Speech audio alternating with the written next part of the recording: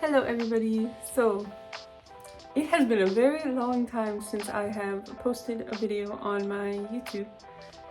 So last time I think I made a video, it was like, I was going home for Christmas to Canada, and it's been like many months since that time.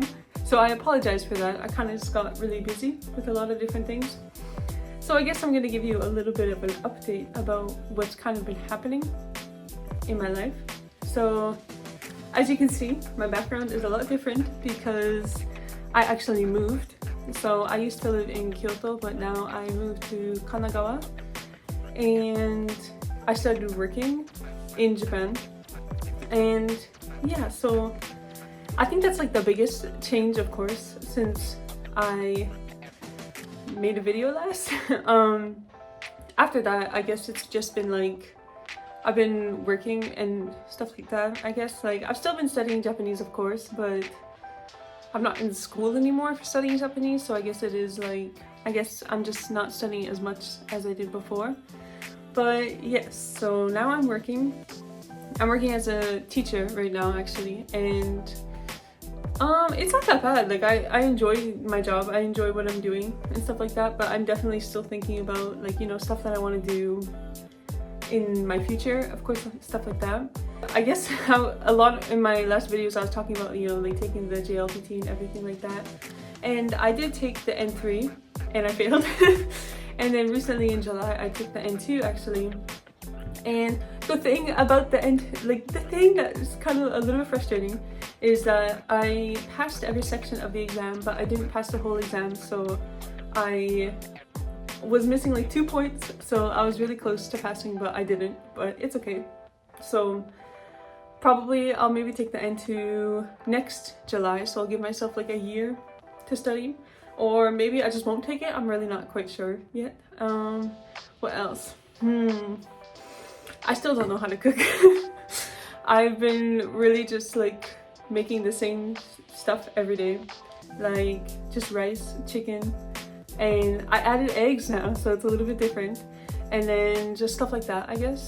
But I've kind of just been like really chilling, I guess. Like I definitely have been more active on my Instagram, so I have been like learning how to properly edit videos and stuff like that, just because I've actually found a really big passion of that. Actually, like I really enjoy doing stuff like that now. Like it's not really something that I ever thought that I would really like doing or really even think about doing, but I guess it kind of just makes sense because I did start making these videos like, you know, when I first moved to Japan, and now it's been like over a year, so it's like, wow, you know.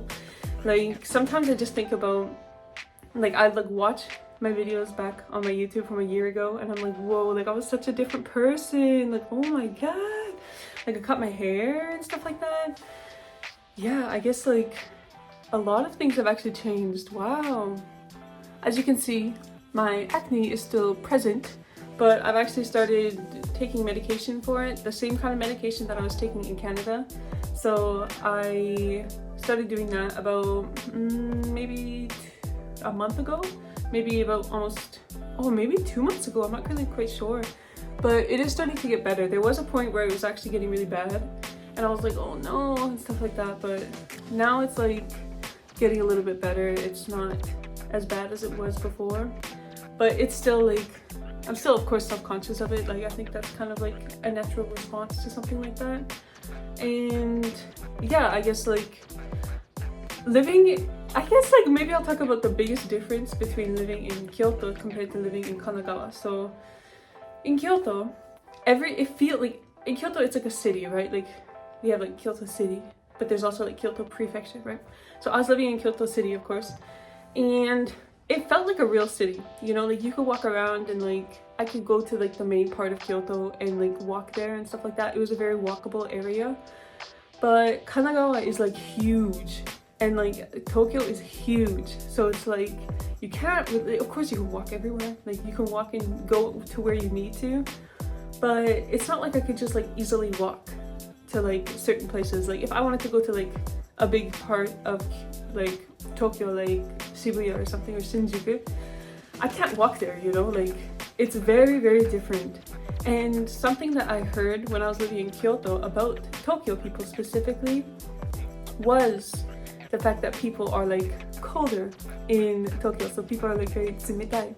And yes, I think that is really accurate actually, just because like there's always so many people around, right? Like there's many thousands, like every day I probably see maybe like thousands of people, right? Like between going on the train, walking to work and stuff like that afterwards, even like just walking around like my neighborhood that I'm living in, like I see many people all the time.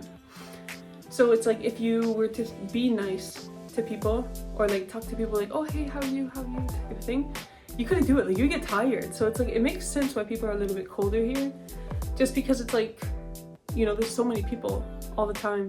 And that's like one thing that I think is a little bit tough about living in Tokyo, especially, or like Kanagawa, Tokyo, same. It's very similar areas, right? And I think that's like the one thing that like I really, not my favorite thing about living in this area is just because of like that feeling, right? Like recently I have been thinking about like Canada a lot, right? And people in Canada, if somebody falls over, if somebody trips or anything like that, we always ask them if they're okay, right? Like that's a really natural, normal response for Canadian people, at least like where I lived.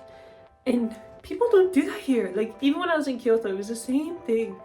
So it's like, whoa, like that's a big difference that I think is like really just interesting, you know? Like, because I guess it's like if you worried about everybody else all the time, then it's like you wouldn't really have time to like worry about yourself type of thing maybe, or it's like you'd feel tired because there's always so many people around, right? Yeah, so I guess that's kind of like one of the bigger differences living in Tokyo, in Kanagawa, and compared to Kyoto or even Canada, like Japan and Canada, right? But I have noticed that there are like some similarities between Canada and Japan. I think one of the biggest similarities is just like what they call in Japan is called like the tatemae. The tatemae is something that people, it's like your face that you put on for the public type of thing, right? And in Canada we kind of do the same thing. Like of course it's not as strong, but I think like of course maybe in every culture there's something like that where it's like you don't want to go out in public and just like kind of be like yourself almost. Like you want to like, you know, put on this like really like, polite like expression type of thing, right? And I think that's like what a lot of Japanese people do and what a lot of Canadian people do as well. Like Canadians and Japanese are always thought of being like super nice people and stuff like that. It's because we have such a strong tatemae, right?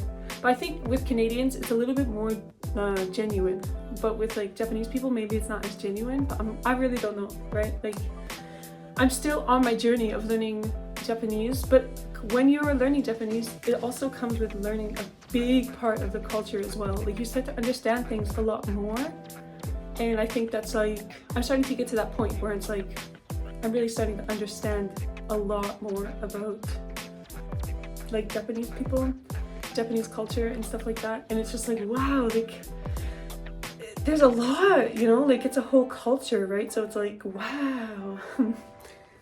But I guess when it comes to like certain things in my life as well, like stuff that I've done in the past little while, I've gone to the beach a lot. Like maybe I talked about it in one of my videos from last year, but I absolutely fucking love the beach. I love the beach so much. It's like one of my favorite things. I really never thought that I would be one of the people that would like going to the beach because I'm from like Canada, right? So it's like not a lot of beaches in Canada, but it's one of my favorite things to do, like one of my favorite activities to do on my days off and stuff like that. So I really enjoyed going to the beach.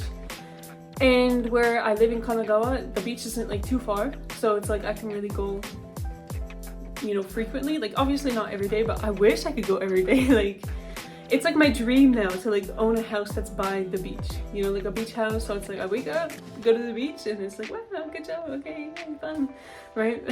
Oh, I went to Okutama.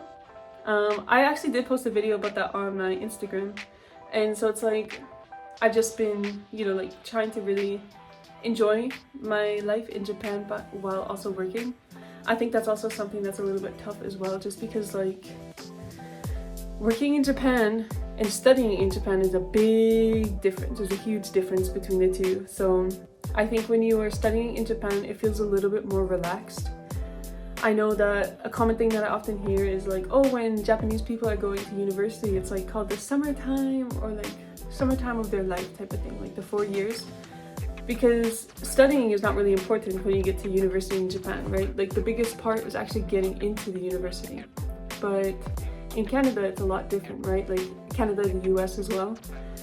The hardest part about university is university itself, not the beginning, right? So I think that's like something that maybe, I wasn't in university when I was in Kyoto, I was just in a Japanese language school, but it's still like during the time I was in language school, I had homework, of course, I had like studying to do and stuff like that, but it still was just like, it felt a little bit more relaxed, even though I was like doing, you know, a lot, like having part-time jobs and like hanging out with my friends and stuff like that.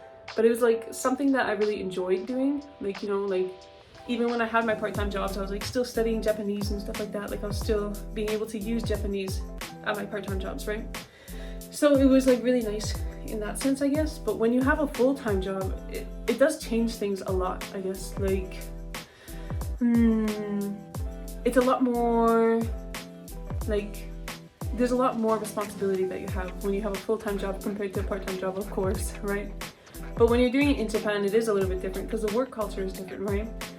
For example, biggest example that I have is that in Japan, there is no such thing as like sick leave, stuff like that, right? So it's like you have to use your paid holidays to be able to go on.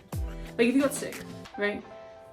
If you got sick, then you have to use your paid vacation days to recover from your sickness. Like, or you still go to work, right? Like that's a big thing that's really interesting to me, because it's like in Canada, if we got sick, then they're like, you stay home and yeah, you just have to deal with it. Like you stay home and you do what you need to do to get better type of thing. And like people, if you had a full-time job in Canada, you do get your sick leave, right? And it's like, I don't know how many days it is, depends on the job, I guess. But yeah, you have sick leave, but in Japan you don't. So it's like, you gotta really take care of yourself, I guess. And just make sure that you're actually, you know, making sure that you're not going to be getting sick or anything like that, or like even if you do get sick, just like still take care of yourself, right? And I think another thing is like when you are a beginner employee, or like you just started working at a company, your days off are like your holidays that you have, it's a very like set amount. So most jobs in Canada, I think it's like you get 3 weeks of holidays, but in Japan it's like 10 days. So I guess in Canada it would be like 15 days, but in Japan it's like 10 days, right? So it's like, you really have to, you know, it's a big difference, right? Like, because you move to Japan and you're like, oh, I want to like, you know, explore and do all this fun stuff and like work and stuff like that. And like, yeah, you can do that, but it is a little bit harder. Like, that's why I'm definitely grateful that I got to experience Japan as a student first before I started working, so that I could really like enjoy my time when I was a student in Japan, like really enjoy doing stuff like that. Like, of course I'm enjoying myself now as well. Like I get to do more stuff because it's like I have a stable income, right? So it's like I'm able to do a lot of things now that I wasn't able to do before, but still it's like the biggest difference is the time, right? So when I was a student, I didn't have, or I had a lot of time, but now that I'm working, it's like I don't have the time that I did when I was a student. But that's very like, that's of course, that's very natural, I guess. Like, I guess it's probably the same in like any different thing, but like any country, but it's like I never experienced working in a different country, like a full-time job. Because even in Canada, I just had part-time jobs, and like during the summer of university, I would just be doing like full-time at my part-time job type of thing, you know? So stuff like that. Another thing, Japan's summer is still hot, but I feel like I'm more used to it now. Like this summer, I feel like it's been really hot, but it's like, I felt like I haven't really felt it like how I did last summer. Maybe it's because I'm not outside as much as I was, but in Kyoto, the mountains that surround Kyoto make everything hotter and colder. So it's like winter's super cold and summer's hotter, right? But like here where I'm living, there's not really a lot of mountains around like how it was in Kyoto. So it's like much cooler almost. It's like there's more wind, you know? Like I don't know why, but there's more wind. So it's like, it's a little bit nicer, I guess. Of course there's still hot days and it's like, oh my god, I'm gonna like, you know, I'm just like sweating so much and stuff like that. But it's, yeah, I feel like I'm getting a bit more used to it. So that makes me think that the winter is not going to be as cold here when that starts happening, because like I'm taking this video in the end of August, So winter is coming. Oh my god, it's like Game of Thrones. Winter is coming. But yeah, like fall is coming, winter is coming, right? So it's like, yeah, I guess I'll just see how that is. But I don't know, I guess like I feel really bad that I haven't been like taking any videos or posting any videos, but it's like I really have gotten more into it recently, so I really hope that I'm able to like post more videos and like do YouTube and Instagram again. Just because it's like I do like having these videos to watch back. Like I've been like watching my YouTube videos recently, and it's just like, wow, like that was me like a year ago, you know, type of thing. Like that was like me, like my way of thinking. That's kind of why I made these videos in the first place, was just so I can watch them back, you know, like so I can see what it's like how I was like a year ago, 6 months ago, and like in the future, like 5 years ago, this is what I was like when I was living in Japan, type of thing, right? Like this is what it was when I first moved to Japan, type of thing, right? So yeah, I guess like I really hope to take more of these videos, and I hope that people watch them, of course. Like I really hope that people enjoy watching me talk about random things for however many minutes. But I guess I just want to say thank you to all the people that have been watching my videos, just because it's like I really just started this just to like talk to myself, I guess. Like that's kind of why I started doing my Instagram again as well, just because like I like talking, you know. It's like one of my more favorite things to do, even though it's like, I don't know, I just like really enjoy talking, and I really just want to have some sort of like connection, I guess, with other different people, just so like, you know, people can like watch these videos and be like, oh yeah, like I had the same experience, or like, oh yeah, like I had this, or like ask me questions about what it's like to be in Japan, stuff like that. Like I just want to be able to like help people while also like enjoying taking these videos for myself. So yes, thank you for watching my videos, and I will see you. Bye bye.